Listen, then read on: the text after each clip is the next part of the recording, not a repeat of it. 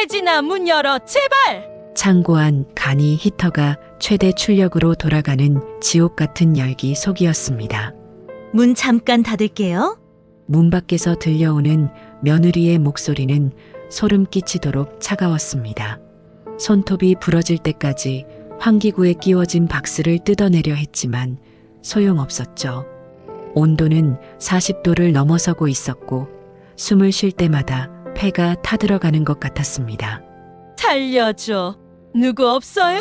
목이 터져라 외쳤지만 본체에서 떨어진 창고, 두꺼운 철문, 그리고 한낮에 텅 빈 동네. 모든 것이 며느리 혜진의 완벽한 계획이었습니다. 벽에 기대어 주저앉은 복자 할머니의 눈앞이 흐려지기 시작했습니다. 70이 넘는 할머니를 불가마 속에 집어넣은 며느리에게 지옥을 선사해주는 사연. 지금 바로 시작하겠습니다. 안녕하세요. 저는 경기도 외곽에서 평생을 살아온 72살 김복자입니다. 저는 젊은 시절부터 도자기를 빚고 골동품을 수집하는 일에 마음을 쏟아왔습니다. 남편이 떠난 지 10년이 넘었지만 집안 가득한 오래된 물건들과 함께라면 외롭지 않았죠. 매일 아침 6시면 일어나 정성스레 먼지를 털고 하나하나 닦아내는 것이 제 일과였습니다. 청자사발, 백자항아리, 조선시대 목가구들. 이것들은 단순한 물건이 아니었어요. 시아버님이 물려주신 것, 남편과 함께 모은 것, 그리고 제가 직접 빚은 도자기들까지 각각에는 우리 가족의 역사가 새겨져 있었습니다. 아들 재원이는 40살의 나이에도 여전히 효자였죠. 아내 혜진이와 함께 작은 갤러리를 운영하면서도 매일 저녁이면 제 안부를 물었습니다. 9살 손자 지호는 학교 끝나면 곧장 제 방으로 달려와 할머니, 오늘은 뭐 하셨어요? 라고 묻곤 했죠. 겉으로는 평온해 보이는 가족이었습니다. 하지만 저는 며느리 혜진이의 표정에서 점점 짙어지는 그림자를 느끼고 있었어요. 어머니, 오늘도 골동품 닦으세요? 어느 날 아침 혜진이가 제 방문을 열며 물었습니다. 평소와 달리 목소리에 날이 서 있었죠. 그래, 습기 차면 안 되니까 자주 닦아줘야 해. 제가 대답하자 며느리는 한숨을 내쉬었습니다. 그 한숨 속에 담긴 의미를 저는 알아차렸어야 했는데 그때는 그저 피곤해서 그런가 보다 했죠. 사실 혜진이가 운영하는 갤러리가 어렵다는 건 알고 있었습니다. 재원이가 가끔 전화 통화하는 소리가 들렸거든요. 네, 조금만 더 기다려주세요. 이번 달 안으로는 꼭. 이런 말들이 문틈으로 새어나왔죠. 그래도 저는 모른 척했습니다. 젊은 사람들 일에 끼어들고 싶지 않았고 무엇보다 제가 도울 수 있는 게 없다고 생각했거든요. 아니, 정확히는 도와주고 싶지 않았던 것 같습니다. 제 골동품들을 팔아서 도와달라고 할까봐 두려웠던 거죠. 저녁 식사 시간이었습니다. 지호가 학교 이야기를 신나게 늘어놓고 있었는데 혜진이가 갑자기 말을 꺼냈어요. 어머니, 집이 너무 좁은 것 같지 않으세요? 물건이 너무 많아서. 재원이가 아내를 흘겨봤습니다. 무슨 소리야? 어머니 물건인데. 아니, 그냥 정리 좀 하면 좋겠다는 거지. 먼지도 많이 쌓이고. 저는 젓가락을 내려놓았습니다. 내가 매일 닦고 있어. 먼지 안 쌓여. 분위기가 싸늘해졌죠. 손자 지호가 불안한 듯 엄마와 저를 번갈아 봤습니다. 그날 밤 저는 잠을 이룰 수가 없었어요. 창밖으로 보이는 달빛이 제 방안 골동품들을 비추고 있었습니다. 은은한 빛을 받은 청자 화병이 마치 살아있는 것처럼 반짝였죠. 문득 불안한 예감이 들었습니다. 며느리의 눈빛이 자꾸 떠올랐거든요. 제 물건들을 바라보는 그 탐욕스러운 시선. 마치 굶주린 늑대가 먹이를 노려보는 것 같았습니다. 다음 날 아침 저는 평소보다 일찍 일어났습니다. 거실로 나가니 혜진이가 이미 나와 있었어요. 제 방 앞에 서서 무언가를 적고 있었죠. 뭐하니? 제가 묻자 혜진이가 깜짝 놀라며 수첩을 감췄습니다. 아무것도 아니에요. 그냥 집안일 메모하고 있었어요. 거짓말이었습니다. 저는 분명히 봤거든요. 수첩에 적힌 글씨들, 청자사발, 백자항아리, 목가구 같은 단어들이 빼곡히 적혀 있었죠. 그 순간 저는 깨달았습니다. 며느리가 제 골동품들의 목록을 작성하고 있었다는 걸. 아마도 가격을 알아보려는 거겠죠. 혜진아. 제가 부르자 며느리가 어색하게 웃었습니다. 네, 어머니. 내 물건들 건드리지 마. 단호하게 말했지만 혜진이의 표정은 변하지 않았습니다. 오히려 더 차갑게 굳어졌죠. 알겠습니다, 어머니. 그렇게 대답하고 돌아서는 며느리의 뒷모습을 보며 저는 등골이 서늘해졌습니다. 무언가 큰일이 일어날 것 같은 불길한 예감이 온몸을 감쌌죠. 그날 오후 지호가 학교에서 돌아왔습니다. 평소처럼 제 방으로 달려왔지만 표정이 어두웠어요. 할머니, 엄마가 이상해요. 왜? 무슨 일 있니? 지호가 주변을 살피더니 작은 목소리로 말했습니다. 엄마가 전화로 누군가랑 통화하는데 할머니 물건 이야기를 했어요. 비싸다고, 팔면 큰 돈이 된다고. 제 가슴이 철렁 내려앉았습니다. 역시 제 예감이 맞았던 거예요. 지호야, 엄마가 또 무슨 말 했니? 잘 못 들었어요. 그런데 엄마 표정이 무서웠어요. 저는 손자를 꼭 안아주었습니다. 이 순진한 아이가 어른들의 추악한 욕심 때문에 상처받을까봐 걱정됐죠. 저녁이 되어 재원이가 퇴근했습니다. 피곤해 보였지만 여전히 제게 먼저 인사를 했어요. 어머니, 오늘 하루 어떠셨어요? 그냥 그랬어. 제가 시큰둥하게 대답하자 재원이가 의아한 표정을 지었습니다.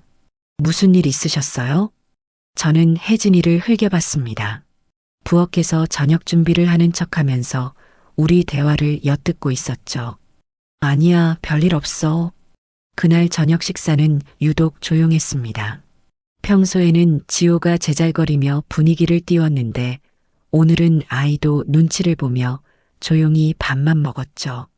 식사가 끝나고 혜진이가 설거지를 하는 동안 저는 제 방으로 들어왔습니다. 문을 닫고 골동품들을 둘러봤어요. 하나하나가 제 인생의 일부였습니다. 시아버님이 돌아가시기 전 제게 주신 청자 찻잔. 복자야, 이건 우리 집안의 보물이다. 잘 지켜라. 그 말씀이 아직도 귓가에 생생했죠. 남편과 신혼여행 때 함께 산 백자 화병. 여보, 이거 우리 집에 두면 예쁘겠다.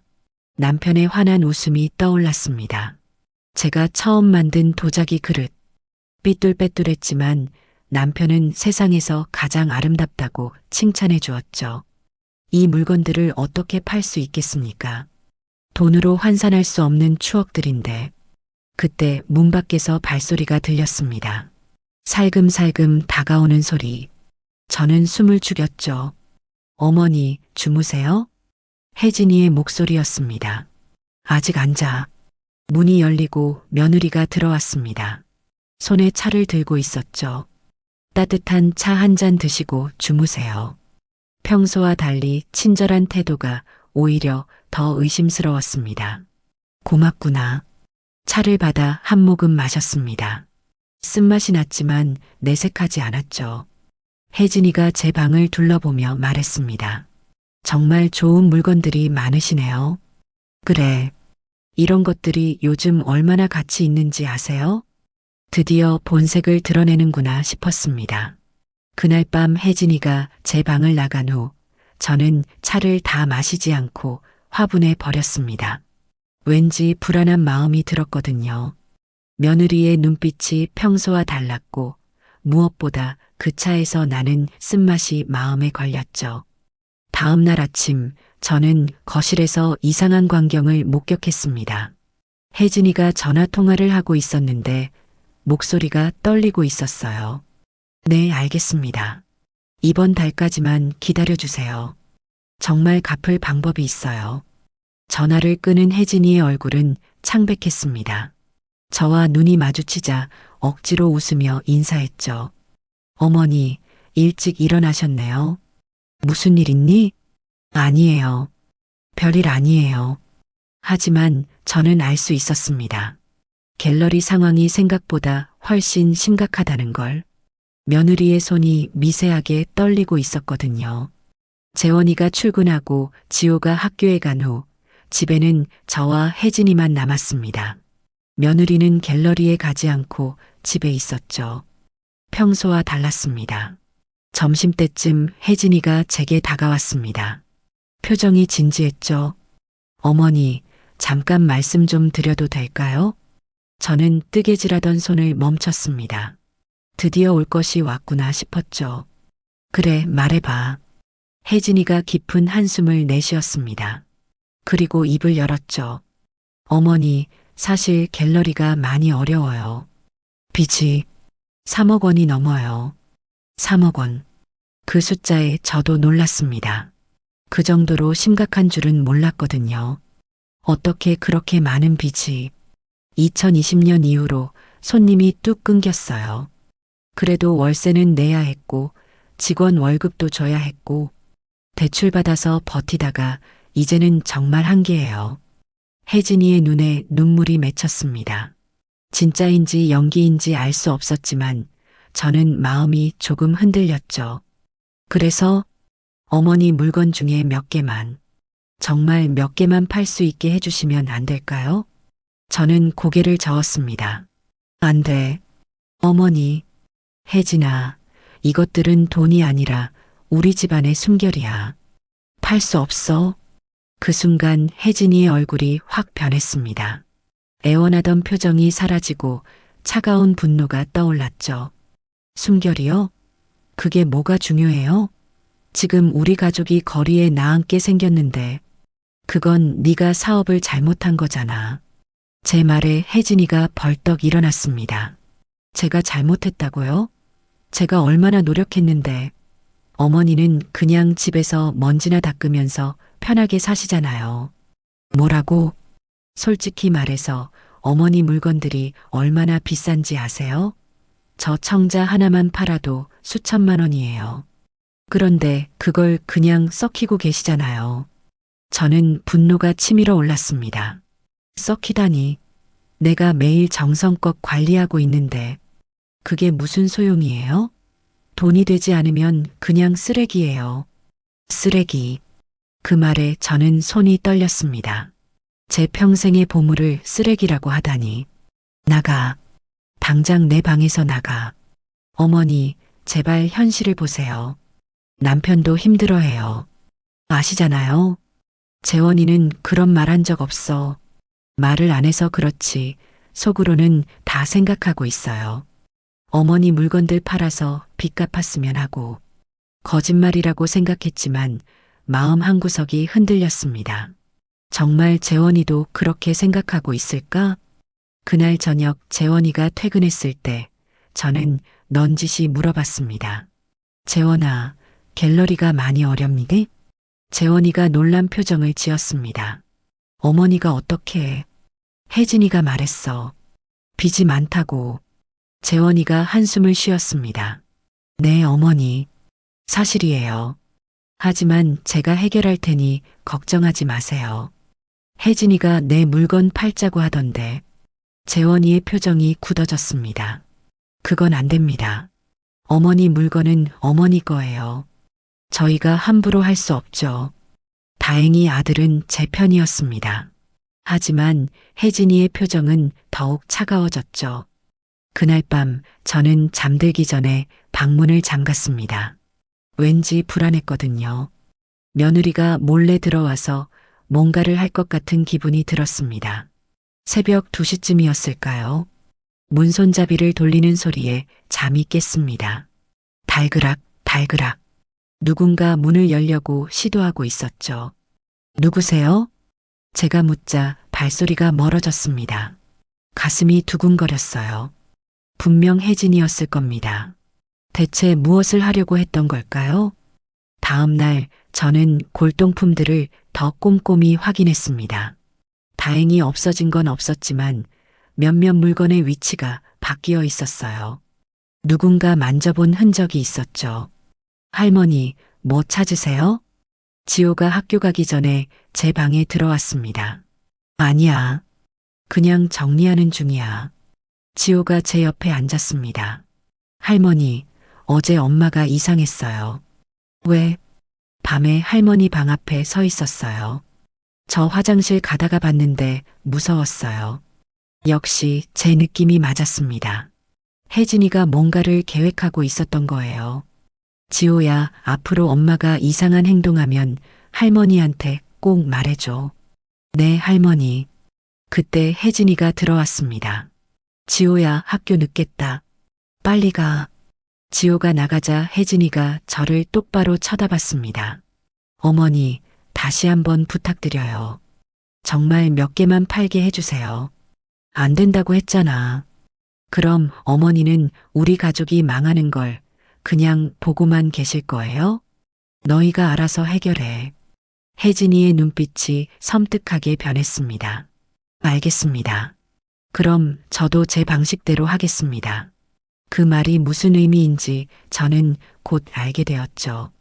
그날 오후 저는 거실에서 낮잠을 자다가 이상한 소리에 잠이 깼습니다. 제 방에서 뭔가 움직이는 소리가 났거든요. 조심스럽게 방으로 가봤더니 혜진이가 제 골동품들을 사진 찍고 있었습니다. 뭐 하는 거야? 제가 소리치자 혜진이가 놀라 핸드폰을 떨어뜨렸습니다. 아, 어머니. 그냥 예쁜 것 같아서 사진 찍고 있었어요. 거짓말하지 마.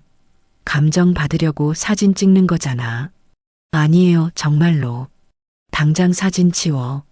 저는 혜진이의 핸드폰을 빼앗으려 했지만 며느리가 피했습니다. 어머니, 너무하세요. 사진 찍는 것도 죄예요? 내 허락 없이 내 물건 사진 찍는 건 죄야. 우리가 신랑이 하는 소리에 옆집 사람들이 나와 구경했습니다. 혜진이는 결국 물러났지만 눈빛은 더욱 차가워졌죠. 그날 저녁 재원이가 돌아왔을 때 혜진이가 먼저 일렀습니다. 여보, 어머니가 저를 도둑 취급해요. 그냥 사진 찍었을 뿐인데. 재원이가 난처한 표정을 지었습니다. 어머니, 혜진이가 잘못했지만 너무 심하게 하지 마세요. 심하다고? 내 물건을 노리고 있는데? 에이, 어머니. 혜진이가 그럴 리 없잖아요. 아들마저 며느리 편을 드는 것 같아 서운했습니다. 하지만 저는 알고 있었죠. 혜진이가 절대 포기하지 않을 거라는 걸. 그날 밤 저는 일기장에 적었습니다. 혜진이가 점점 이상해지고 있다. 뭔가 큰일을 꾸미는 것 같다. 조심해야겠다.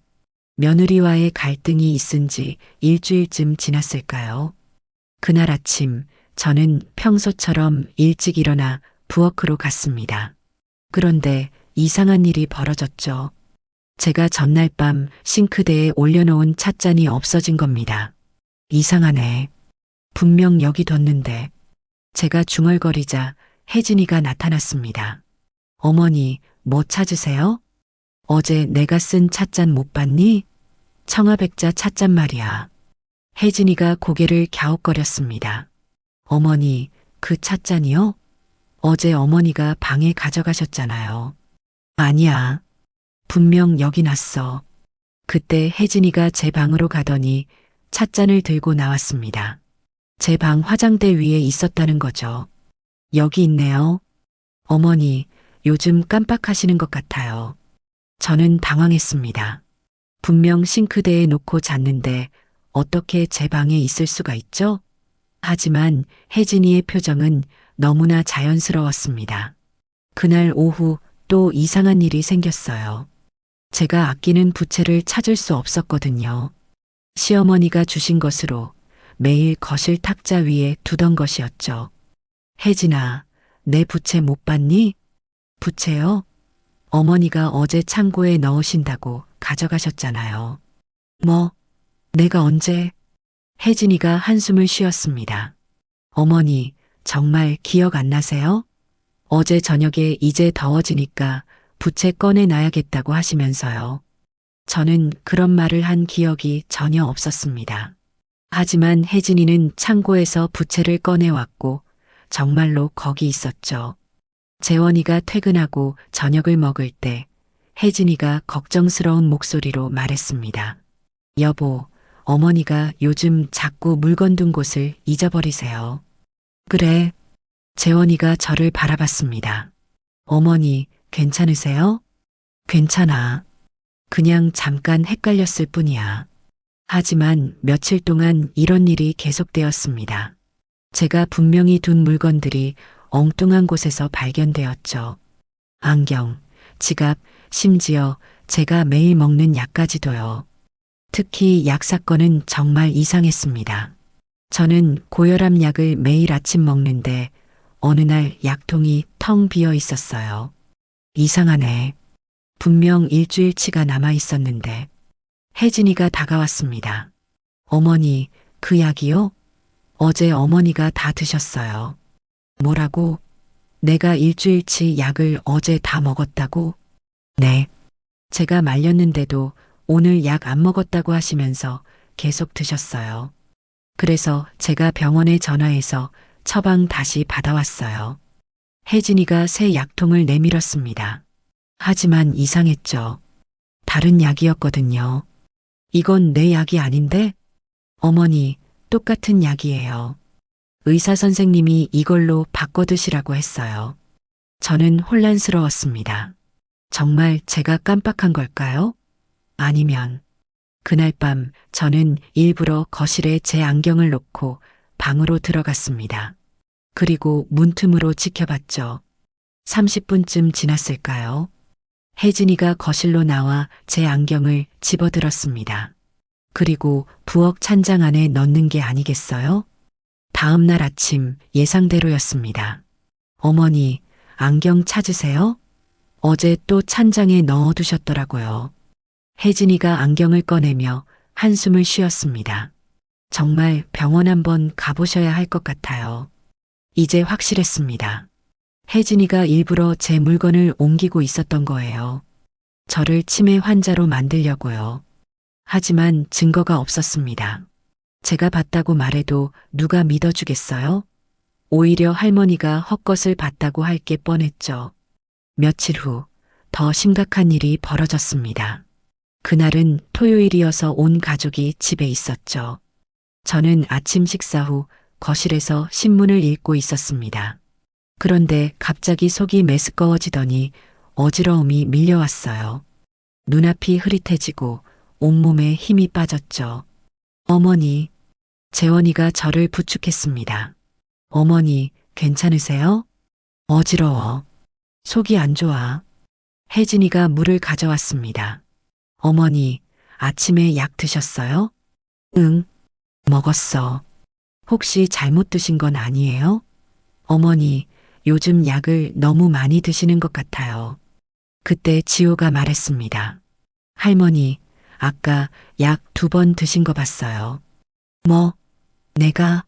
저는 분명 한 번만 먹었는데 지호가 왜 그런 말을 하는지 이해할 수 없었습니다. 지호야, 할머니가 언제 2번 먹었니? 아침 먹기 전에 1번, 먹고 나서 또 1번이요. 혜진이가 지호 머리를 쓰다듬었습니다. 그래, 잘 봤어. 할머니가 깜빡하신 거야. 저는 억울했지만 반박할 힘도 없었습니다. 온종일 누워 있어야 했죠. 저녁에 겨우 일어났을 때 재원이가 진지한 표정으로 말했습니다. 어머니, 병원에 가보시죠. 건강검진도 받으시고. 난 괜찮아. 어머니, 요즘 깜빡하시는 것도 많고 약도 잘못 드시고 한번 검사 받아보세요. 혜진이가 거들었습니다. 맞아요. 그래야 저희도 안심이 되고요. 저는 단호하게 거절했습니다. 병원에 가면 혜진이가 뭔가 조작할 게 뻔했거든요. 싫어. 난 멀쩡해. 그날 밤 저는 제 방에서 약통을 자세히 살펴봤습니다. 알약 색깔이 미묘하게 달랐어요. 평소 먹던 것보다 조금 더 하얗고 크기도 달랐죠. 이 약이 수면제거나 다른 약일 수도 있겠구나. 저는 그날부터 약 먹는 척만 하고 몰래 버렸습니다. 그랬더니 신기하게도 어지러움이 사라졌죠. 며칠 후 저는 우연히 혜진이의 가방에서 약봉지를 발견했습니다. 수면제였어요. 처방전도 없이 어떻게 구한 건지 모르겠지만 분명 제게 먹였던 거겠죠. 그런데 더 충격적인 건 그 다음이었습니다. 어느 날 아침 제 방벽에 이상한 낙서가 되어 있었어요. 삐뚤빼뚤한 글씨로 도와줘라고 적혀 있었죠. 어머니, 혜진이가 놀란 척 소리쳤습니다. 이게 뭐예요? 어머니가 쓰신 거예요? 아니야. 내가 왜 이런 걸 써? 하지만 제 손에는 매직펜이 들려 있었습니다. 손가락에도 잉크가 묻어 있었고요. 재원이가 심각한 표정으로 다가왔습니다. 어머니, 정말 기억 안 나세요? 난 쓴 적 없어. 하지만 아무도 믿어주지 않았습니다. 심지어 지호까지도 불안한 눈빛으로 저를 바라봤죠. 그때 문득 새벽에 뭔가 이상한 기분에 잠깐 깼던 게 떠올랐습니다. 누군가 제 손을 잡고 뭔가를 하는 것 같았는데 설마 혜진이가? 어머니, 이제 정말 병원에 가보셔야 해요. 혜진이가 걱정스러운 표정을 지었지만 저는 그 속의 숨은 계략을 볼 수 있었습니다. 싫다고 했잖아. 제가 소리치자 재원이가 한숨을 쉬었습니다. 어머니, 왜 이러세요? 저희는 어머니가 걱정돼서 그러는 거예요. 그날부터 가족들이 저를 보는 눈빛이 달라졌습니다. 마치 정신이 온전하지 않은 사람을 대하듯이 조심스러워했죠. 특히 지호가 저를 피하기 시작했습니다. 예전처럼 제 방에 놀러 오지도 않고 말을 걸어도 짧게 대답하고 가버렸어요. 지호야, 요즘 왜 할머니한테 안 와? 제가 물었을 때 지호가 고개를 저었지만 눈은 불안해 보였습니다. 엄마가 할머니 조심하래요. 할머니가 아프시대요. 그 말에 가슴이 찢어지는 것 같았습니다. 사랑하는 손자마저 저를 의심하고 있었으니까요. 벽에 낙서가 발견된 이후로 집안 분위기는 완전히 바뀌었습니다.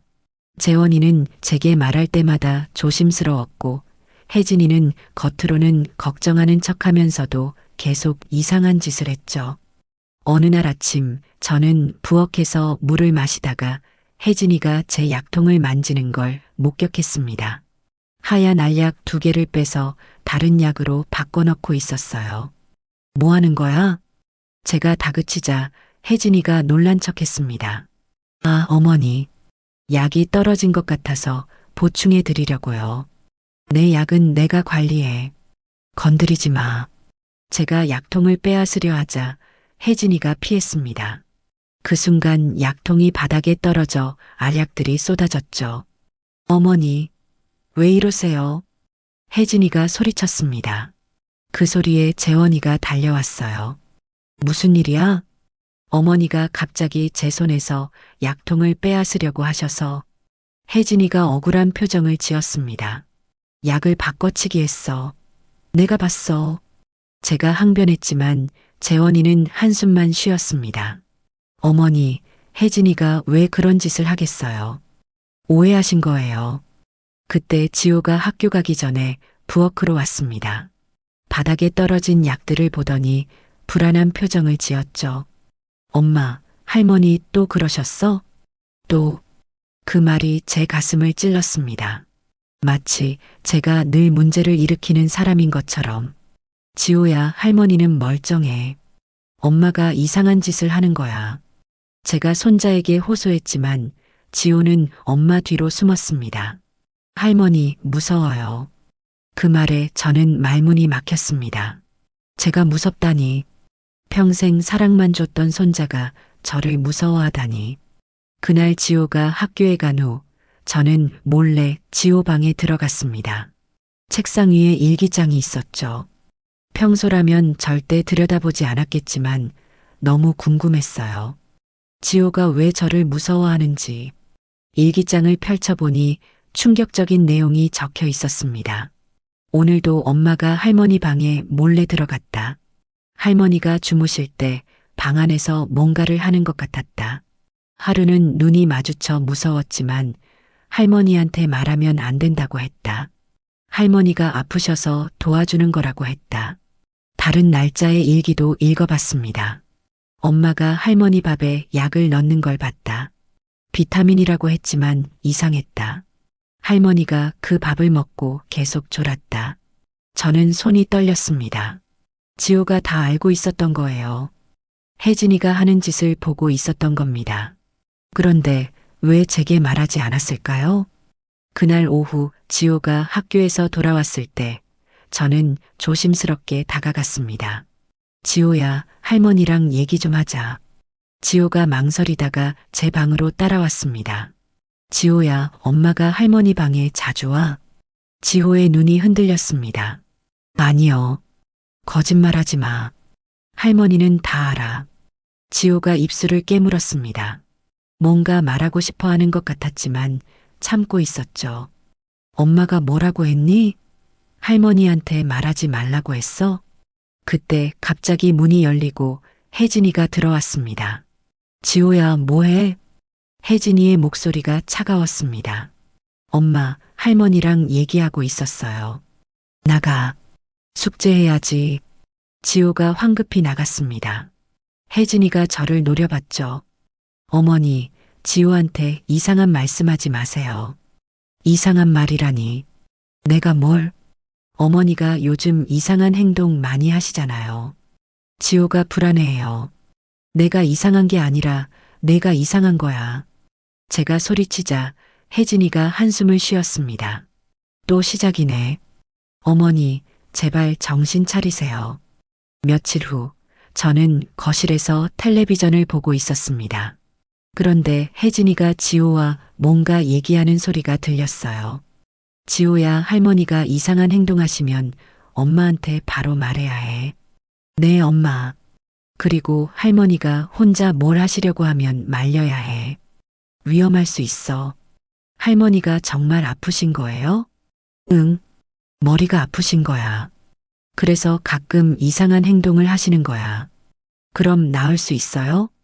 글쎄, 어려울 것 같아. 저는 분노가 치밀어 올랐습니다. 멀쩡한 사람을 정신병자로 만들고 어린 손자까지 세뇌시키다니.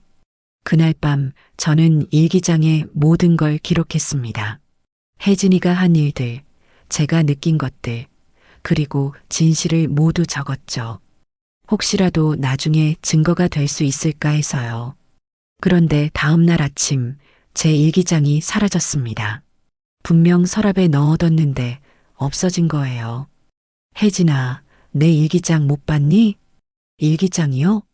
어머니가 일기 쓰세요? 혜진이가 놀란 척했지만 저는 알 수 있었습니다. 혜진이가 가져간 거라는 걸. 돌려줘. 뭐요? 전 모르는데요. 그때 지호가 학교 가방을 메고 나왔습니다.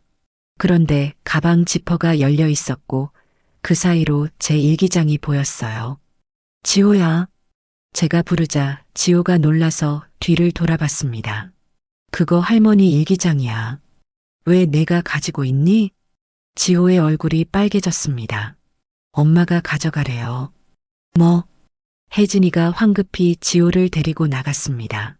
학교 늦겠다. 빨리 가자. 그들이 나간 후 저는 망연자실했습니다. 이제 지호까지 혜진이의 공범이 된 건가요? 하지만 그날 오후 뜻밖의 일이 일어났습니다.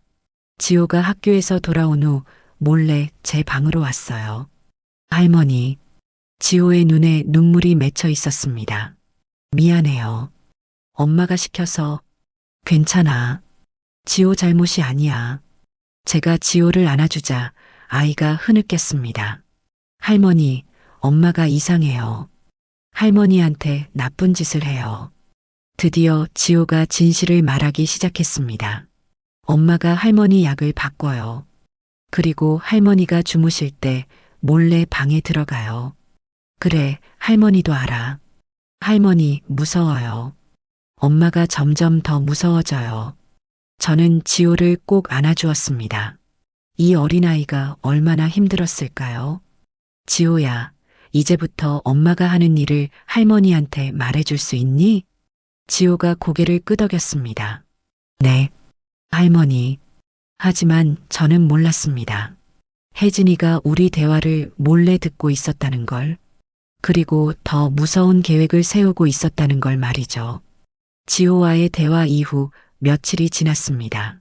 표면적으로는 평온했지만 저는 혜진이가 뭔가 큰일을 준비하고 있다는 걸 느낄 수 있었죠. 며느리의 눈빛이 전보다 더 차가워졌고 저를 보는 시선에는 계산적인 무언가가 담겨 있었습니다. 그날은 화창한 오후였어요. 재원이는 회사에 나갔고 지호는 학교에 있을 시간이었죠. 집에는 저와 혜진이만 있었습니다. 어머니, 혜진이가 다정한 목소리로 불렀습니다. 평소와 달리 친절한 말투가 오히려 더 불안했죠. 왜? 저번에 말씀드렸던 창고 있잖아요. 집 뒤편에 있는 골동품 창고요. 제 심장이 쿵 내려앉았습니다. 그 창고는 제가 가장 아끼는 골동품들을 보관하는 곳이었거든요. 습도와 온도 조절이 중요한 것들이라 따로 보관하고 있었죠. 창고가 왜? 요즘 장마철이라 습기가 많잖아요. 어제 보니까 창고 안이 너무 습한 것 같더라고요. 골동품들이 상할까봐 걱정돼요. 혜진이의 말투는 진심 어린 걱정처럼 들렸습니다. 하지만 저는 경계를 늦추지 않았죠. 내가 며칠 전에 확인했는데 괜찮았어. 그래도 한 번 더 보시는 게 좋을 것 같아요. 어머니가 아끼시는 것들인데 혹시라도 곰팡이 생기면 큰일이잖아요. 곰팡이. 그 말에 저도 조금 불안해졌습니다. 정말로 습기 때문에 문제가 생겼을 수도 있으니까요. 그래, 가서 볼게. 제가 일어서자 혜진이도 따라 나섰습니다. 저도 같이 갈게요. 혹시 무거운 거 옮기실 일 있으면 도와드려야죠. 뭔가 이상했지만 거절할 이유는 없었습니다. 우리는 함께 집 뒤편으로 갔죠. 창고는 오래된 건물이었습니다. 남편이 살아있을 때 지은 것으로 두꺼운 철문이 달려 있었죠. 안은 꽤 넓었고 선반과 진열장이 가득했습니다. 문을 열고 들어가니 정말로 습한 냄새가 났습니다. 평소보다 공기가 무거운 느낌이었죠. 어머니, 저쪽 구석에 있는 도자기들부터 확인해 보세요. 제가 불 켤게요. 혜진이가 스위치를 켰습니다. 희미한 불빛이 창고를 비췄죠. 저는 안쪽으로 들어가 도자기들을 살펴보기 시작했습니다. 그때였어요. 창고 한켠에 있던 오래된 제습기와 간이, 히터가 눈에 들어왔습니다.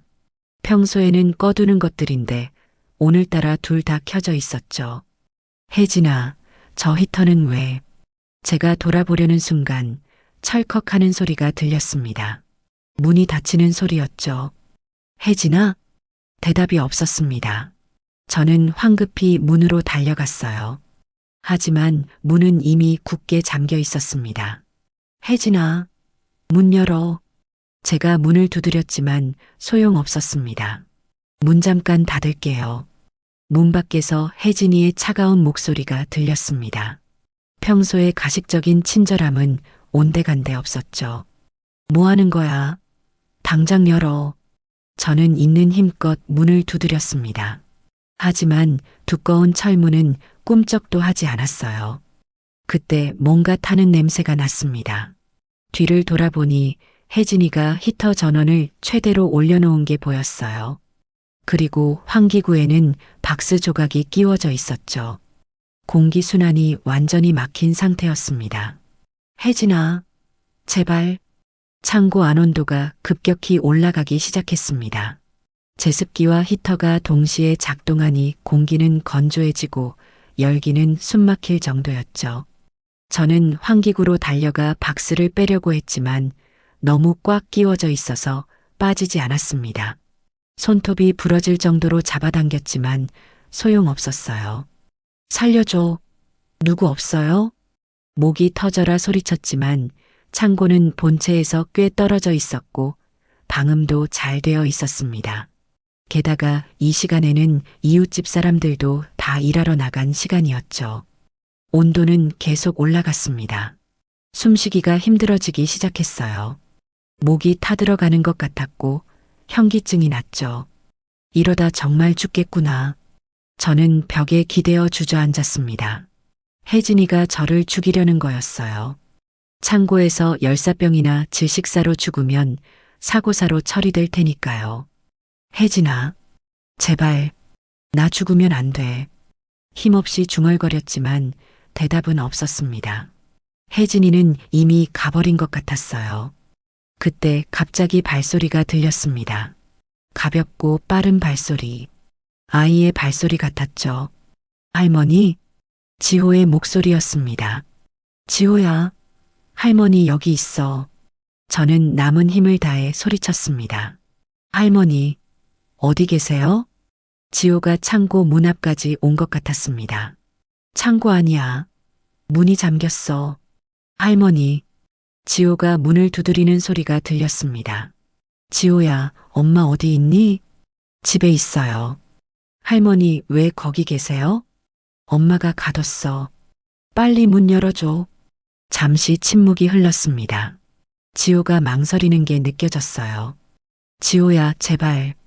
할머니 죽을 것 같아. 제 간절한 목소리에 지호가 문 밖에서 뭔가 하는 소리가 들렸습니다. 자물쇠를 만지는 것 같았죠. 그때 혜진이의 날카로운 목소리가 들렸습니다. 지호야, 뭐해? 엄마, 할머니가 안에 계세요. 그냥 놔둬. 할머니가 혼자 들어가신 거야. 하지만 할머니가 나오고 싶어 하세요. 안 돼. 할머니는 지금 정신이 없으셔서 위험한 짓을 하실 수 있어. 혜진이가 지호를 설득하는 소리가 들렸습니다. 할머니가 스스로 문을 잠그고 들어가신 거야.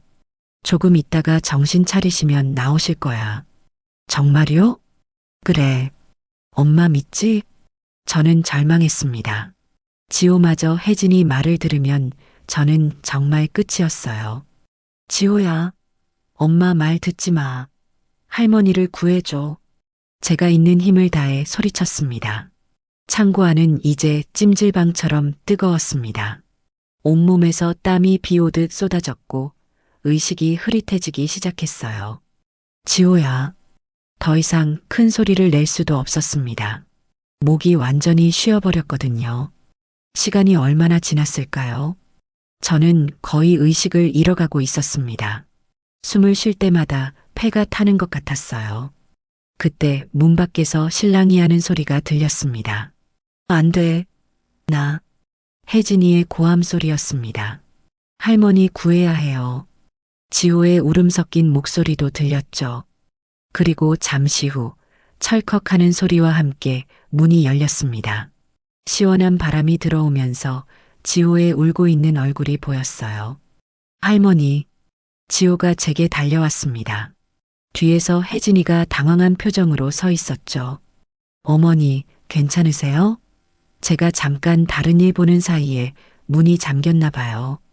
혜진이가 연기를 시작했습니다. 하지만 저는 이미 모든 힘이 빠져 아무 말도 할 수 없었어요. 지호가 저를 부축해서 밖으로 나왔습니다. 신선한 공기가 폐로 들어오자 겨우 정신이 돌아왔죠. 물. 지호가 급히 집으로 뛰어가 물을 가져왔습니다. 저는 떨리는 손으로 물을 받아 마셨어요. 어머니, 왜 창고에 혼자 들어가셨어요? 위험하잖아요. 혜진이가 걱정하는 척 말했지만 눈빛은 차가웠습니다. 계획이 실패한 것에 대한 분노가 보였죠. 내가 가뒀잖아. 제가 힘겹게 말했지만 혜진이는 고개를 저었습니다. 무슨 말씀이세요? 제가 왜 그런 짓을 하겠어요? 어머니가 착각하신 거예요. 그때 지호가 작은 목소리로 말했습니다. 엄마가 문 잠갔어요. 제가 봤어요.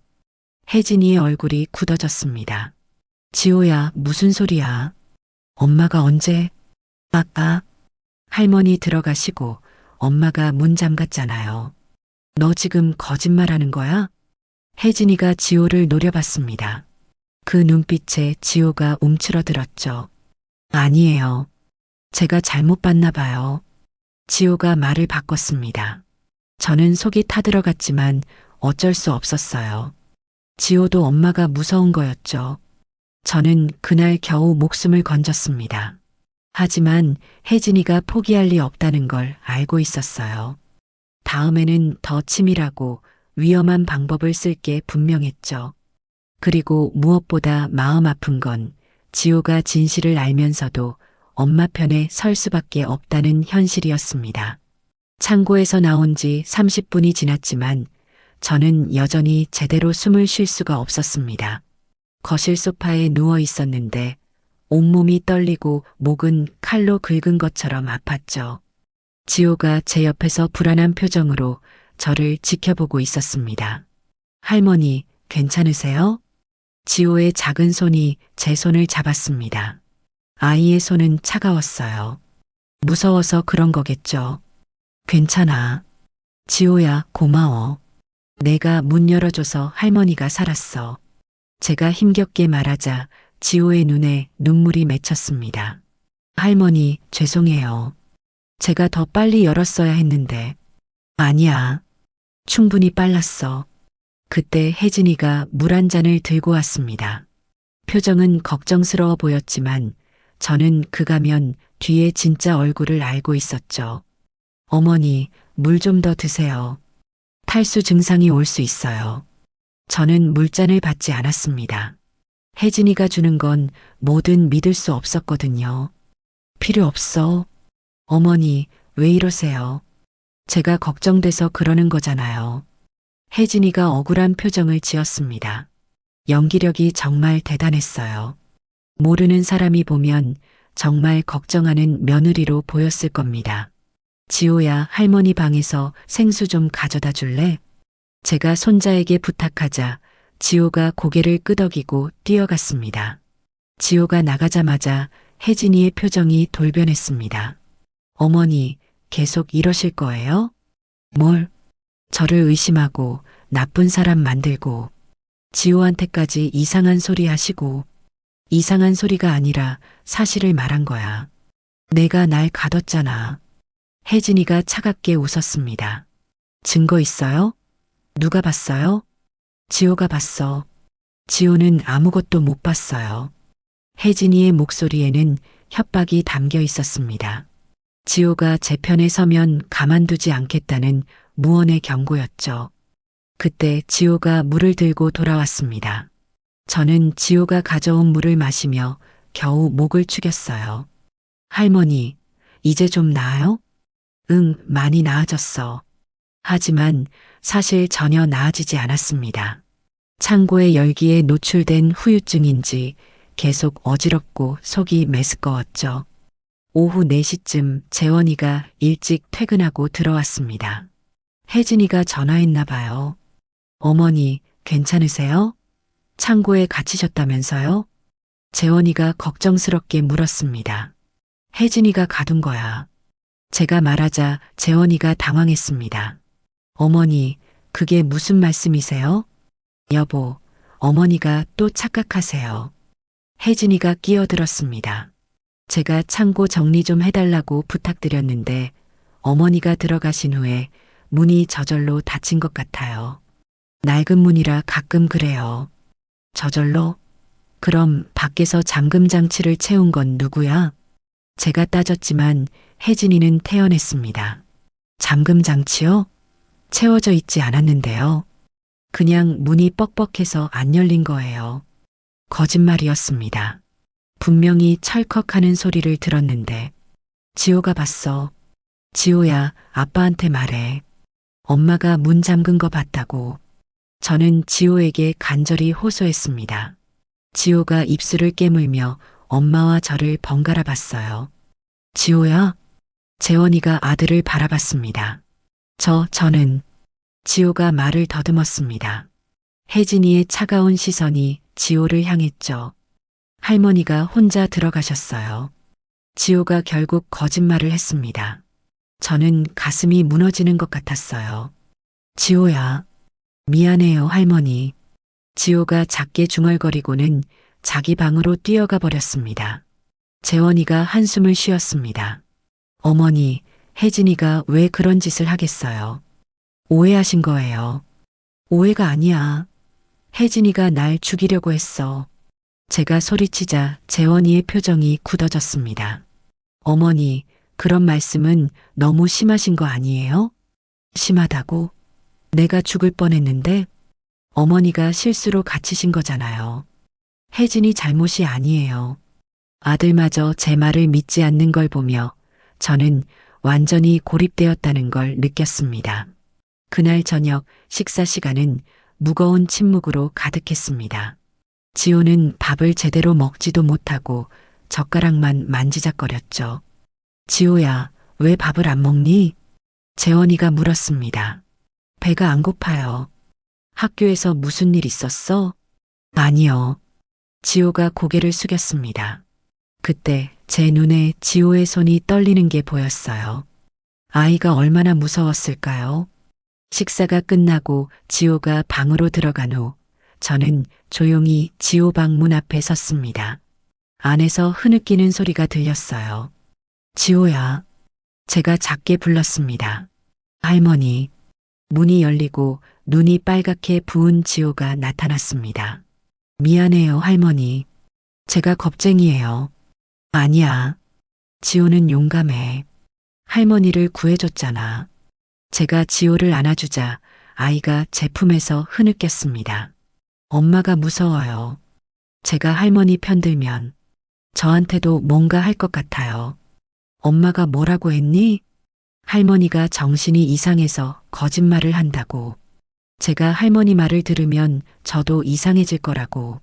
저는 지호를 꼭 안아주었습니다. 9살짜리 아이에게 이런 협박을 하다니. 지호야, 할머니는 멀쩡해. 엄마가 거짓말하는 거야. 알아요. 저도 다 봤어요.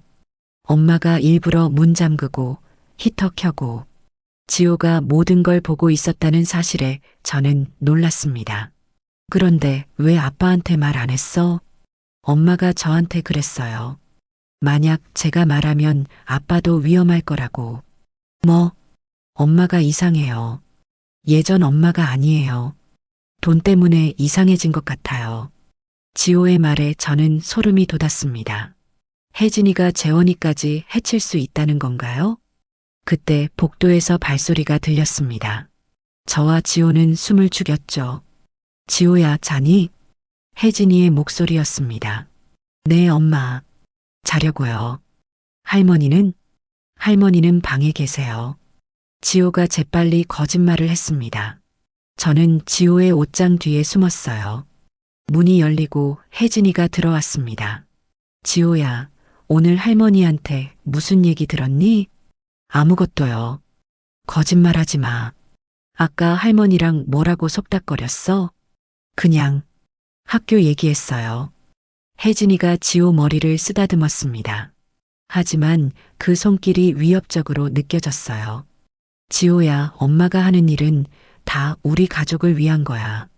알지? 네. 할머니는 이제 나이가 많아서 판단력이 흐려진 거야. 할머니 말을 다 믿으면 안 돼. 네, 엄마. 착하네, 우리 아들. 혜진이가 나가고 한참 후에야 저는 옷장 뒤에서 나왔습니다. 할머니, 이제 어떡해요? 지호가 불안한 표정으로 물었습니다. 일단은 조심해야 해. 엄마가 또 무슨 짓을 할지 모르니까. 할머니, 저 무서워요. 할머니가 지켜줄게. 걱정하지 마. 하지만 사실 저도 무서웠습니다. 혜진이가 얼마나 더 잔인해질 수 있을지 상상할 수 없었거든요. 그날 밤 저는 잠을 이룰 수 없었습니다. 창고에서의 열기가 아직도 몸에 남아있는 것 같았고 숨 쉴 때마다 가슴이 아팠어요. 새벽 2시쯤 문손잡이가 돌아가는 소리에 잠이 깼습니다. 다행히 문은 잠겨 있었죠. 어머니, 주무세요? 혜진이의 목소리였습니다. 저는 대답하지 않고 자는 척했습니다. 어머니, 오늘 일은 정말 죄송해요. 일부러 그런 건 아니었어요. 거짓말. 저는 속으로 생각했습니다. 앞으로 조심할게요. 그런데 어머니도 너무 무리하지 마세요. 나이가 있으신데. 그 말에는 분명 협박이 담겨 있었습니다. 다음에는 정말 죽을 수도 있다는 경고였죠. 발소리가 멀어진 후 저는 일어나 문 앞에 의자를 갖다 놓았습니다. 혹시라도 혜진이가 들어올까봐 무서웠거든요. 창밖을 보니 보름달이 떠 있었습니다. 평소 같으면 아름답다고 생각했을 텐데 오늘은 무섭게 느껴졌어요. 마치 저를 감시하는 거대한 눈 같았죠. 내일은 또 무슨 일이 일어날까? 불안한 마음으로 새벽을 맞았습니다. 혜진이의 다음 계획이 무엇일지, 그리고 지호가 계속 이 비밀을 감당할 수 있을지 걱정되었죠. 창고 사건이 있은 지 사흘이 지났습니다. 겉으로는 평온해 보였지만 집안 분위기는 팽팽한 긴장감으로 가득했죠. 혜진이는 평소보다 더 친절한 척했고 저는 그런 며느리를 경계하며 지냈습니다. 그날 오후 지호가 학교에서 돌아왔을 때 표정이 심상치 않았어요. 뭔가 고민이 있는 것 같았죠. 지호야, 무슨 일 있니? 제가 물었지만 지호는 고개를 저었습니다. 아니에요, 할머니. 하지만 저녁을 먹은 후 지호가 몰래 제 방으로 찾아왔습니다. 할머니, 제가 뭔가 발견했어요. 지호가 작은 목소리로 속삭였습니다. 뭘 발견했는데? 엄마 수첩이요. 창고 옆에 있는 상자 안에서 찾았어요. 지호가 품에서 작은 수첩을 꺼냈습니다. 검은색 가죽 표지의 수첩이었죠. 이걸 왜? 학교 끝나고 집에 오는데 엄마가 창고 쪽에서 뭔가 하고 있었어요. 그래서 몰래 봤더니 상자에 뭘 넣고 있더라고요. 엄마가 나간 후에 가서 봤어요. 저는 떨리는 손으로 수첩을 받아 펼쳤습니다. 첫 페이지부터 충격적인 내용이 적혀 있었어요. 시어머니 치매 증상 만들기 계획. 그 아래로 구체적인 방법들이 나열되어 있었습니다. 물건 옮기기, 약 바꿔치기, 수면제 투여, 시간과 용량까지 세세하게 기록되어 있었죠. 이런, 제가 중얼거리자 지호가 불안해했습니다. 할머니, 더 있어요. 뒤쪽 보세요. 뒤쪽 페이지를 넘기니 더 무서운 내용이 있었습니다. 창고 사고 위장 계획, 날짜 7월 15일 오후 2시, 방법 창고에 가두고, 히터로 온도 상승, 예상 시간 한두 시간 내 의식 이름, 알리바이 집 청소 중이었다고 주장. 정확히 제가 겪은 일이었습니다. 혜진이가 이렇게 치밀하게 계획했다니. 할머니, 그리고 이것도 보세요. 지호가 특정 페이지를 가리켰습니다. 다음 계획 계단 사고, 방법 계단에 미끄러운 물질, 도포, 시간 새벽 또는 늦은 밤, 목표 낙상 사고로 위장. 저는 온몸에 소름이 돋았습니다. 혜진이가 포기하지 않고 다음 계획을 세우고 있었던 거예요. 지호야, 이거 정말 중요한 증거야. 잘 찾았어. 할머니, 이거 아빠한테 보여드려야 하지 않을까요? 지호의 말이 맞았습니다. 이제 확실한 증거가 있으니 재원이도 믿을 거예요. 그래, 아빠한테 보여줘야겠다. 그때 현관문 소리가 들렸습니다. 혜진이가 들어오는 소리였죠. 지호야, 엄마 왔다. 지호가 황급히 나갔고 저는 수첩을 베개 밑에 숨겼습니다. 잠시 후 혜진이가 제 방 문을 두드렸습니다. 어머니, 주무세요? 앉아. 문이 열리고 혜진이가 들어왔습니다. 표정이 뭔가 이상했어요. 불안한 것 같기도 하고 화난 것 같기도 했죠. 어머니, 혹시 제 물건 못 보셨어요? 무슨 물건? 그냥 작은 수첩인데요. 저는 모르는 척 했습니다. 못 봤는데. 어디 뒀는데? 그냥 어디 둔 것 같은데 안 보여서요. 혜진이가 제 방을 둘러봤습니다. 시선이 제 베개 쪽으로 향했죠. 찾으면 알려줄게. 제가 말하자 혜진이가 의심스러운 눈빛으로 저를 바라봤습니다. 네, 부탁드려요. 혜진이가 나간 후 저는 수첩을 다시 꺼내 자세히 읽어봤습니다. 뒤쪽에는 더 충격적인 내용이 있었어요. 갤러리 빚 3억 2천만 원, 시어머니 골동품 예상 가치 최소 5억. 필요 서류 위임장, 도장, 방법 침해 진단 후 법적 대리인 자격으로 처분. 이제 모든 게 명확해졌습니다. 혜진이는 저를 치매 환자로 만들어 골동품을 팔아치우려는 거였어요. 다음 날 아침 저는 재원이가 출근하기 전에 붙잡았습니다. 재원아, 잠깐 할 말이 있어. 네, 어머니. 무슨 일이세요? 저는 수첩을 꺼내 보여줬습니다. 이거 좀 봐. 재원이가 수첩을 받아 읽기 시작했습니다. 읽으면서 얼굴이 점점 창백해졌죠. 이게 뭐예요? 혜진이 수첩이야. 지호가 찾았어. 재원이는 믿을 수 없다는 표정으로 수첩을 다시 읽었습니다. 혜진이가 정말 이런 계획을? 그래. 나를 죽이려고 했어. 재원이가 주저앉았습니다.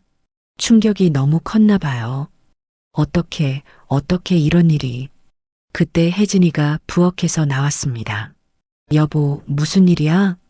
재원이가 수첩을 들어 보였습니다. 이게 뭐야? 혜진이의 얼굴이 하얗게 질렸습니다. 그거 어디서 내가 쓴 거 맞지? 재원이의 목소리가 떨렸습니다. 여보, 이건 오해야. 그냥 스트레스 받아서 끄적인 거야. 끄적인 거? 어머니를 죽이려는 계획을 끄적였다고? 재원이가 소리쳤습니다. 아니야. 진짜로 하려고 한 건 아니야. 혜진이가 변명했지만 소용없었습니다. 그때 지호가 방에서 나왔습니다.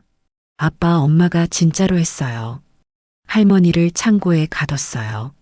제가 봤어요. 지호야. 혜진이가 소리쳤지만 지호는 물러서지 않았습니다. 엄마가 할머니 약도 바꿨어요.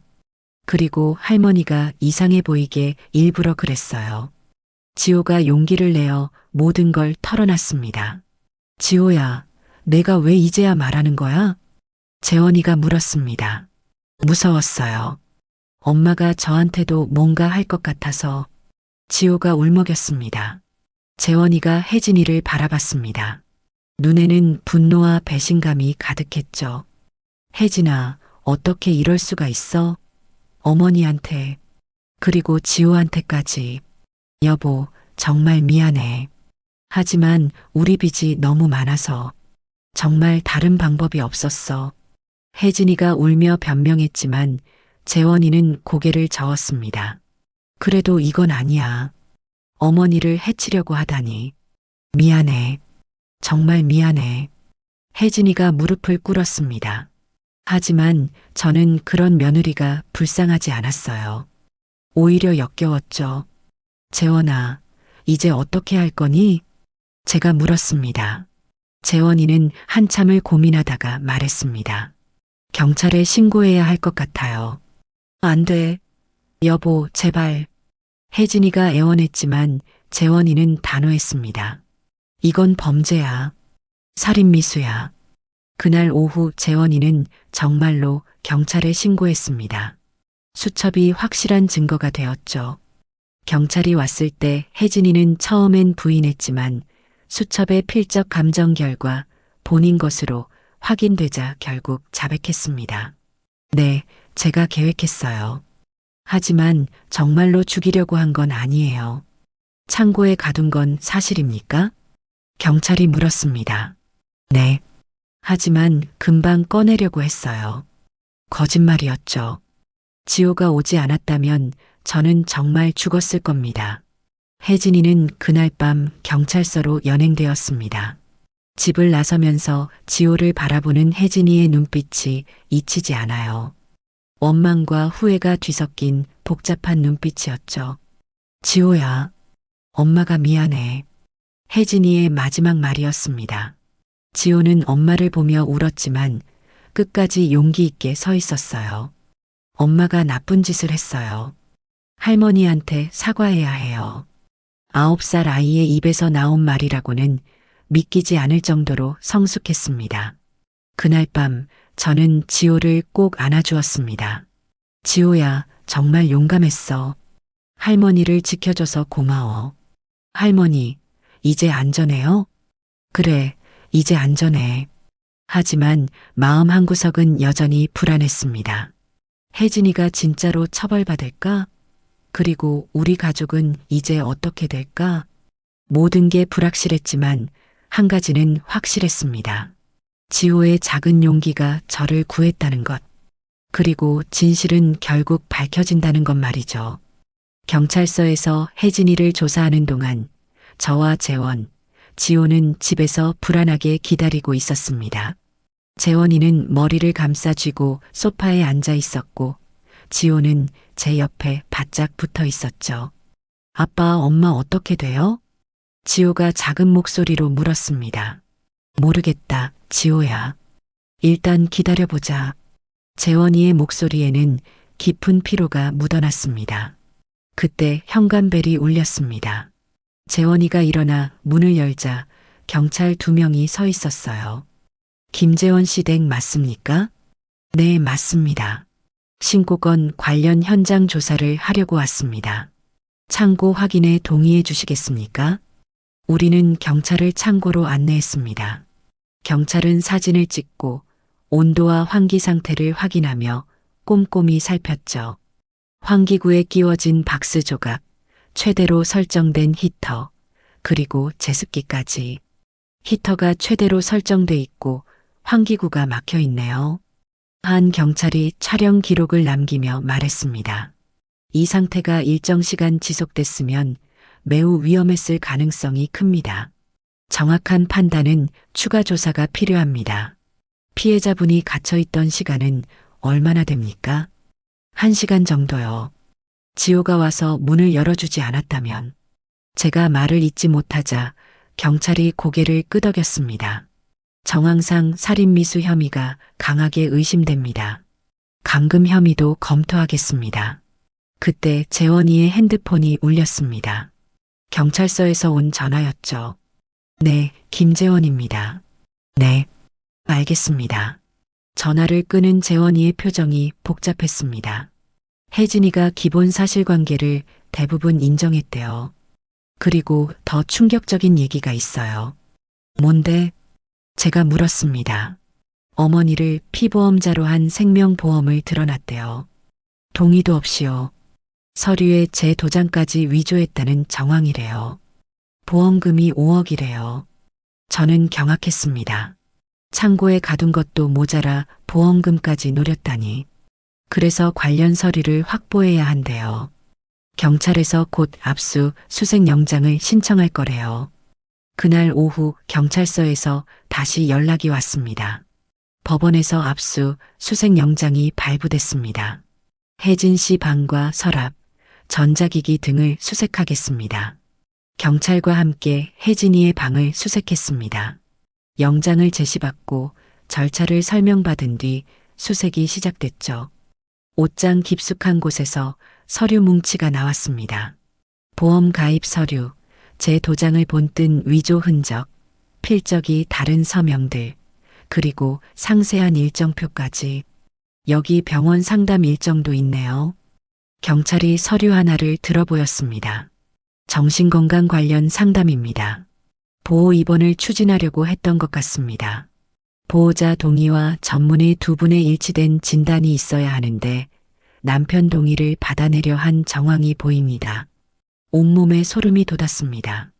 혜진이의 계획이 이렇게까지 치밀했다니. 아빠, 이것도 있어요. 지호가 서랍에서 작은 약통들을 꺼냈습니다. 수면제와 신경안정제들이었죠. 약품은 전부 봉투에 담겠습니다. 처방 여부와 투여 정황은 약사법, 의료법 위반 가능성과 함께 확인할 겁니다. 경찰이 약통들을 증거봉투에 차례로 넣었습니다. 그때 재원이가 무언가를 발견했습니다. 이게 뭐지? 녹음기였습니다.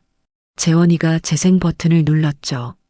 어머니가 요즘 자꾸 물건을 숨기고 같은 말을 반복하세요. 남편 동의 받으면 보호 입원 가능하다고 하셨죠? 여자의 목소리에 이어 다른 차분한 목소리가 들렸습니다.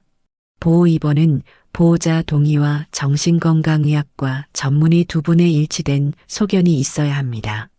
응급이 아니면 단독으로는 어렵습니다. 법적 요건을 갖춰야 해요. 남편 동의는 제가 받아볼게요. 진단서는 어떻게 해? 녹음에는 혜진이 실제 절차를 우회하려는 듯한 말들이 남아 있었습니다. 오후 4시쯤 또 연락이 왔습니다. 이번엔 구속 관련 소식이었죠. 법원에서 구속영장이 발부됐습니다. 피의자 혜진 씨는 도주 및 증거인멸 우려가 인정되어 구속 수감됩니다. 적용 혐의는 살인미수, 감금, 아동복지법 위반, 사문서 위조 및 위조 사문서 행사 등입니다. 약물 관련 위법성도 추가 수사 예정입니다. 전화를 끊고 재원이가 우리에게 설명했습니다. 영장이 나왔대요. 재판을 받게 될 거예요. 지호가 울먹였습니다. 엄마가 감옥에 가요? 그래, 엄마가 나쁜 짓을 했으니까. 재원이가 아들을 꼭 안아주었습니다. 저녁 무렵 저는 병원으로 갔습니다. 피해 정도를 기록하기 위해 진단서가 필요하다고 했거든요. 혈액 소변 검사와 전반적인 검진을 받았습니다. 할머니, 혈액과 소변에서 수면제 성분이 검출됐어요. 연속 복용 정황이 의심됩니다. 노인은 약물에 특히 민감해 위험할 수 있었어요. 의사가 조심스럽게 말했습니다. 며느리가 몰래 먹였어요. 최근 보이신 어지러움, 기억 저하 같은 증상은 약물로 인한 가성 치매 가능성이 큽니다. 소견서에 그렇게 기재하겠습니다.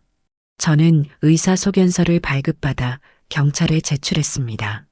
집으로 돌아오니 재원이가 무언가를 정리하고 있었습니다. 어머니, 제가 정말 죄송해요.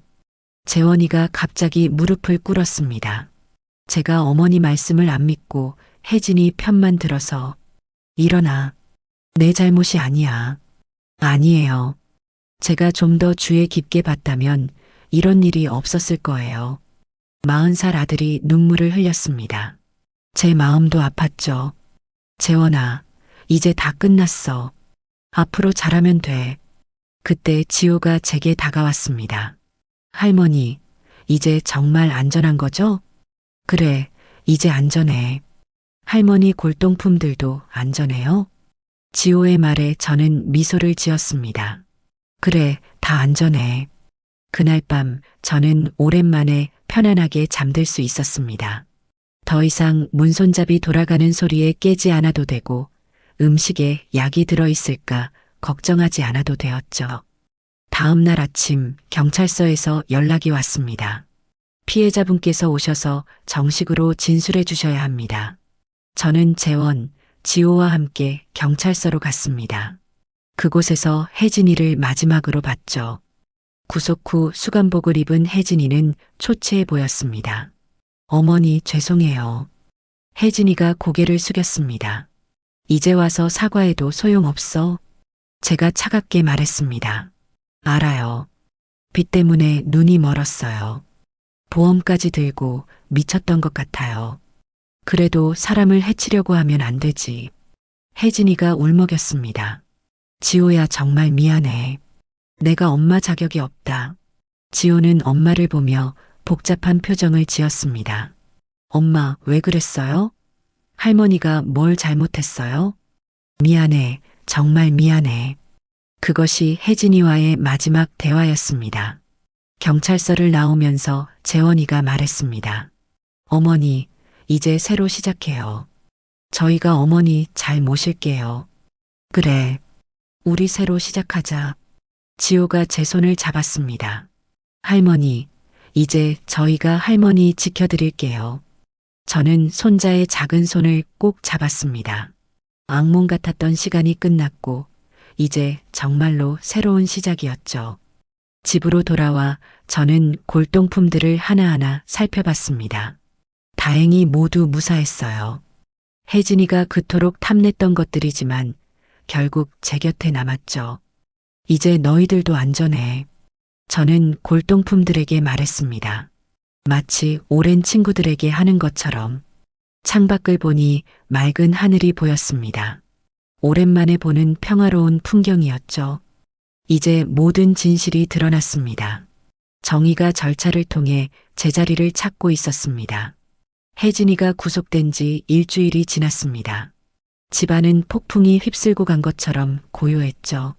아무도 먼저 말을 꺼내지 않았고 각자의 상처를 조용히 핥고 있었습니다. 재원이는 회사도 제대로 나가지 못했어요. 아내의 배신이라는 충격에서 헤어나오지 못하고 있었죠. 매일 밤 거실 소파에 앉아 멍하니 텔레비전만 바라봤습니다. 재원아, 밥은 먹었니? 제가 물어도 대답이 없을 때가 많았어요. 아직이요. 정신을 차리면 이미 밤 10시가 넘어 있곤 했죠. 지호는 더 안쓰러웠습니다. 학교에서 돌아오면 곧장 방으로 들어가 나오지 않았어요. 친구들이 엄마 이야기를 물어볼까봐 무서워했죠. 할머니, 친구들이 엄마 어디 갔냐고 물어봐요. 지호가 어느 날 저녁 제게 와서 말했습니다. 뭐라고 대답했니? 그냥 엄마가 멀리 일하러 갔다고 했어요. 9살 아이가 감당하기에는 너무 무거운 비밀이었습니다. 지호야, 거짓말하는 게 힘들지? 네. 하지만 진실을 말하면 친구들이 저를 이상하게 볼 것 같아요. 저는 지호를 안아주었습니다. 이 아이가 겪는 고통을 제가 다 대신해주고 싶었어요. 갤러리는 결국 문을 닫았습니다. 재원이가 정리를 시작했죠. 3억이 넘는 빚을 어떻게 갚아야 할지 막막했지만 일단 갤러리를 처분하기로 했어요. 어머니, 갤러리 정리하는데 한 달은 걸릴 것 같아요. 재원이가 피곤한 얼굴로 말했습니다. 천천히 해. 무리하지 말고. 빚은 어떻게 하죠? 재원이의 목소리에는 절망감이 묻어났습니다. 일단 집 담보 대출이라도 받아야 할 것 같아요. 그날 밤 저는 오랫동안 고민했습니다. 제 골동품들을 바라보며 생각에 잠겼죠. 혜진이가 그토록 탐냈던 것들. 하지만 이제는 다른 의미로 다가왔어요. 이것들이 정말 추억보다 중요할까? 가족이 무너져 가는데 제가 골동품만 붙잡고 있는 게 맞는 건지 의문이 들었습니다. 며칠 후 변호사가 찾아왔습니다. 혜진이의 재판 준비를 위해서였죠. 피해자 진술서가 필요합니다. 그리고 합의 의사가 있으신지도 여쭤봐야 해요. 합의요? 네. 피고인 측에서 합의를 원한다고 합니다. 재원이가 고개를 저었습니다. 합의는 없습니다. 어머니를 죽이려 했는데 무슨 합의예요? 변호사가 서류를 정리하며 말했습니다. 그럼 정식 재판으로 가게 됩니다. 형량이 꽤 나올 것 같은데요. 얼마나 나올까요? 제가 물었습니다.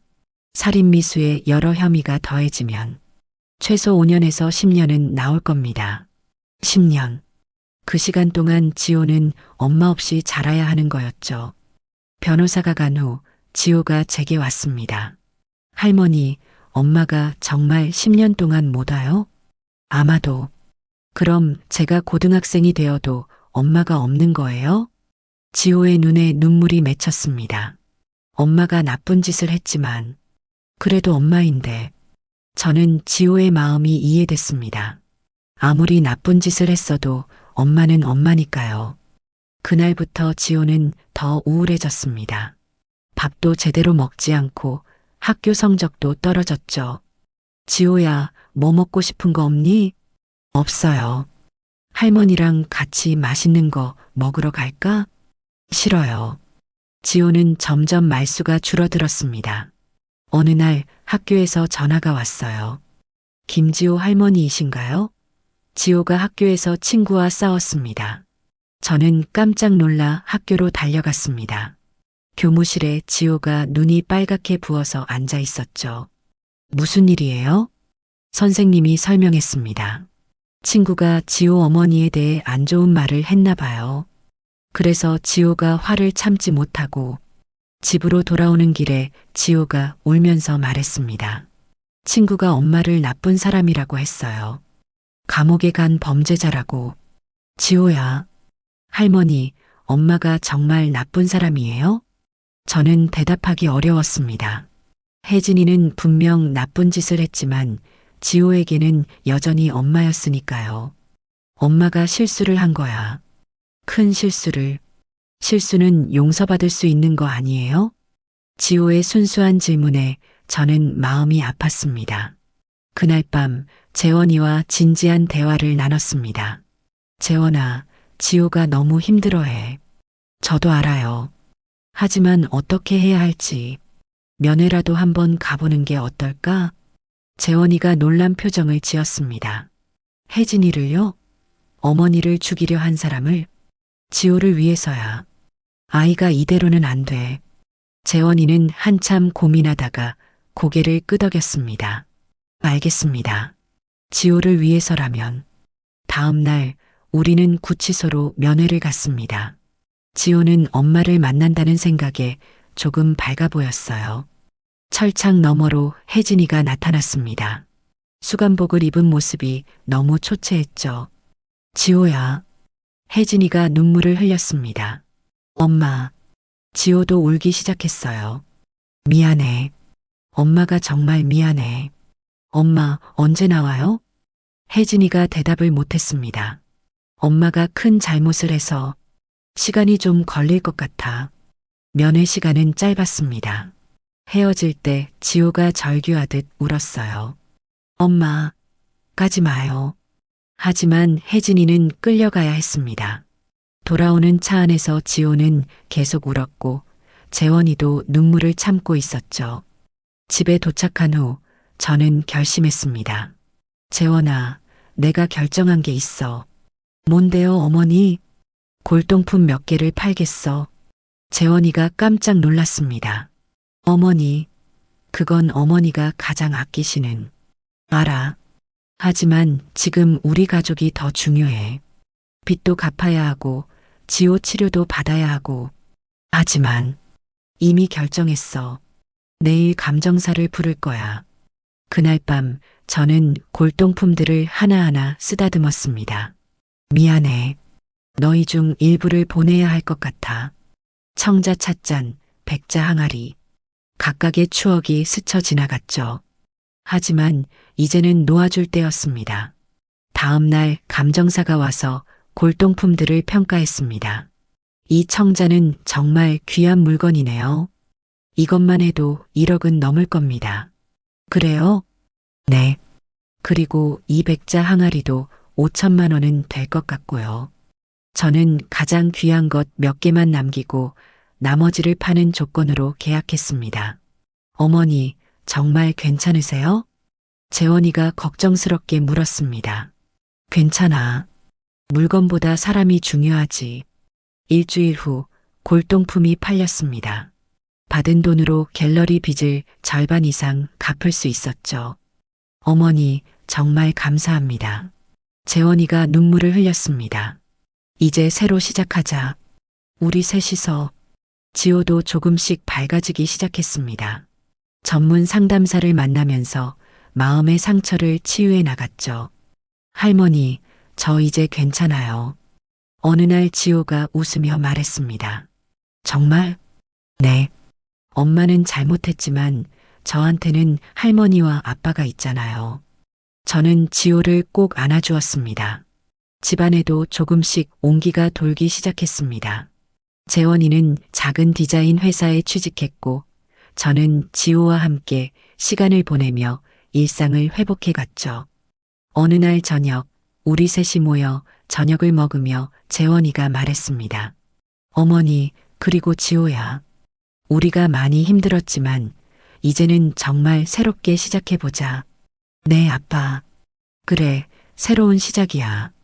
창밖에는 봄비가 내리고 있었습니다. 겨울의 상처를 씻어내는 단비 같았죠. 오늘의 사연 어떻게 들으셨나요? 오늘의 사연이 여러분의 마음을 밝히는 작은 등불이 되었다면 감상 한마디 댓글로 부탁드립니다.